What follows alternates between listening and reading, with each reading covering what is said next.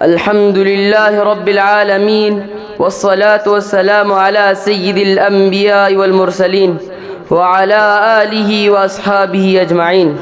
أما بعد فأعوذ بالله من الشيطان الرجيم. بسم الله الرحمن الرحيم. وأنتم الأعلون إن كنتم مؤمنين. صدق اللہ العظیم.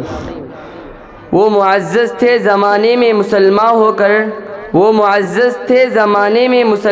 کر اور ہم خوار ہوئے تاریخ قرآن ہو کر. محترم بزرگوں اور دوستوں، آج میری گفتگو کا موضوع مسلمانوں کی تباہی اور اس کا علاج ہے. آئیے اسی موضوع کے تحت اپنے شاندار ماضی پر ایک نظر ڈال کر مستقبل کی تعمیر و ترقی کے سامان تلاش کریں.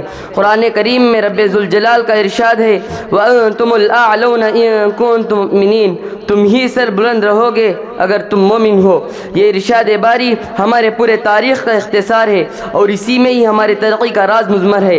تاریخ کے سینکڑوں واقعات یہ بتانے کے لیے کافی ہیں کہ جب بھی ہمارا رشتہ اللہ سے اور اس کے دین سے مضبوط رہا، سربلندی و کامیابی نے ہمارے قدم چومی. جب کبھی اس رشتے میں کسی قسم کی کمزوری پیش آئی، ہم عزت و رفعت کے آسمان سے ذلت و پستی کے غار میں جا گرے. تاریخ ہمارے سامنے جنگ بدر کی مثال پیش کرتی ہے. جنگ بدر میں جو کامیابی ہوئی وہ صرف اسی رشتے کی مضبوطی کی بنیاد پر ہوئی، ورنہ اگر کامیابی ہوتی تو کفار مکہ کو ہوتی، کیونکہ کفار مکہ تقریباً 1000 تھے اور بڑے جوش و خروش کے ساتھ تھے. ان کے پاس 700 اونٹ اور 200 گھوڑے، نیزہ اور سب کے پاس تلواریں اور دیگر جنگ کے ہتھیار بھی موجود تھی.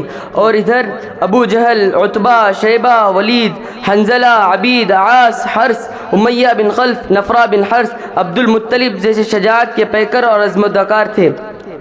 اور ادھر بیچارے مسلمان بے سر و سامان کی تعداد 313، سواری کے لیے کل 2 گھوڑے اور 70 اونٹ ہیں. ایک ایک پر 3 4 آدمی سوار ہیں، بعض پیدل ہی سفر کر رہے ہیں. اور کسی کے پاس نیزہ اور کامان ہے تو تلوار نہیں، اور کسی کے پاس تلوار ہے تو نیزہ اور کامان نہیں. محترم بزرگوں اور دوستوں، جب مقام بدر میں پہنچتے ہیں تو دیکھتے ہیں کہ کفار مکہ بلند مقام پر خیمہ زن ہو چکے ہیں، جہاں پر پانی کی بھی فراوانی ہے. بیچارے مسلمان کو پست اور ریتیلی زمین پر خیمہ زن ہونا پڑا، ایسی جگہ پر کہ اگر کسی کو پیاس لگے تو ایک گھونٹ پینے کو پانی نہ ملے. الغرض جنگ کے اندر جتنے چیزیں اور جتنے اسباب کی ضرورت پڑتی وہ سب کفار مکہ کو حاصل تھی. جب لڑائی شروع ہوتی ہے تو دیکھتے ہیں کہ کفار مکہ گاجر مولی کی طرح کٹے جا رہے ہیں. کفار مکہ کا سب سے بڑا سردار ابو جہل 2 بچوں معاذ اور مویس کے ہاتھ سے مارا جاتا ہے اور حضرت عبداللہ ابن مسعود اس کا سر جسم سے جدا کر دیتے ہیں. مسلمانوں، جانتے ہو کہ حضرت عبداللہ ابن مسعود کون ہیں؟ یہ وہی ہیں جنہیں مکے کے صحن پر اسی ابو جہل نے مارتے مارتے بے ہوش کر دیا تھا. آج میدان جنگ کے اندر وہی عبداللہ ابن مسعود ابو جہل کا سر قلم کرتے ہیں.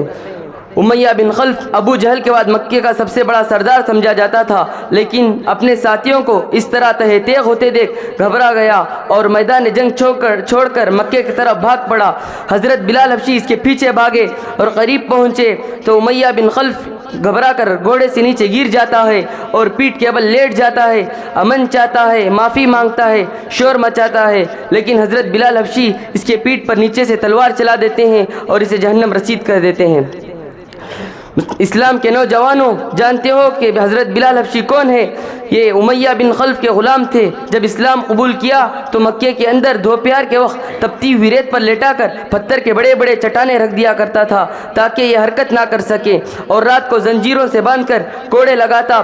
اگلے دن ان کو گرم زمین پر لیٹا کر اور زیادہ زخمی کیا جاتا کہ تکلیف سے بے قابو ہو کر اسلام سے پھر جائے یا یوں ہی تڑپ تڑپ کر مر جائے. اور پیروں میں رسی باندھ کر مکے کی گلیوں میں گھسیٹا جاتا. طرح طرح کی اذیتیں اور تکلیفیں پہنچائی جاتی، حتیٰ کہ تکلیف دینے والے تھک جاتے، اکتا جاتے. کبھی امیہ بن خلف کا نمبر آتا تو کبھی ابو جہل کا نمبر آتا تو کبھی اوروں کا نمبر آتا.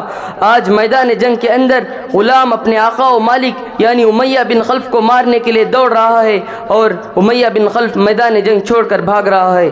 مسلمانوں، وہ کون سی چیز تھی جو غلام کو غالب اور آقا کو مغلوب کر دیا؟ سچ فرمایا ہے اللہ تبارک و تعالیٰ نے وَأَنْتُمُ الْأَعْلَوْنَ إِن كُنتُم مُؤْمِنِينَ، تم ہی سر بلند رہو گے بشرطے ہے کہ تم سچے پکے مسلمان بن جاؤ۔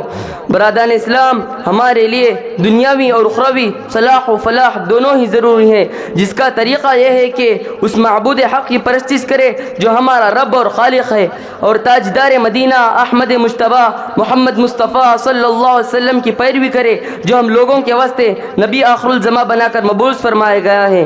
صحابہ اکرام اور اکابرین اعظام کے نقش قدم پر چلے، جن کے آنکھوں میں جھلکتی ہوئی تصویر عبادت تھی، جن کے آنکھوں میں تڑپتی ہوئی ایمان کی حرارت تھی، جن کے ہونٹوں پہ مچلتی ہوئی قرآن کی تلاوت تھی۔ اب میں انہی باتوں پر اپنی تقریر ختم کرنا چاہتا ہوں۔ وما علینا الا البلاغ۔